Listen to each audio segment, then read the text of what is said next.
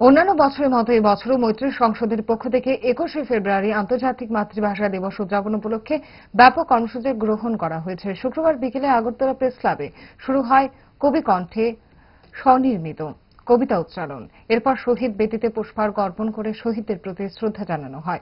অনুষ্ঠানে রাজ্যের বর্ষীয়ান ভাষা শিক্ষক, কবি ও সাংস্কৃতিক ব্যক্তিত্ব অনিল কুমার নাথ এবং বাংলা ভাষা ও সাহিত্যের কৃতি শিক্ষক অনাদি চৌধুরীকে মৈত্রী সংসদের পক্ষ থেকে ভাষা সম্মাননা জ্ঞাপন করা হয়।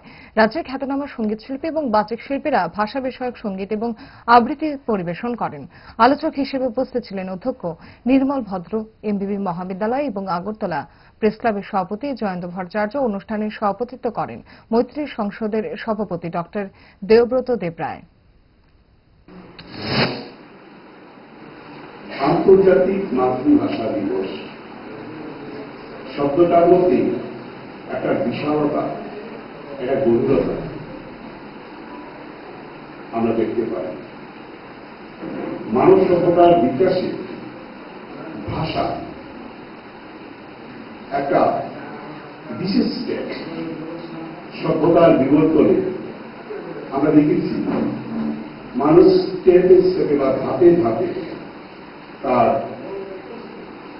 অগ্রগতিকে এগিয়ে নিয়ে গেছে। যেমন আগুনের আবিষ্কার মানব সভ্যতার একটা বড় চেঞ্জ, ঠিক তেমনি মানব সভ্যতার সূচনা ভাষা একটা গুরুত্বপূর্ণ ভূমিকা আছে। ইচ্ছা করে ডায়েটটা ভুলে রোলটা ফুচকাটা খেতে, কিন্তু মনে রাখতে হবে 5 দশক ধরে গ্যাস, অম্বল ও পেটের সমস্যার একমাত্র সমাধান গ্যাস নল।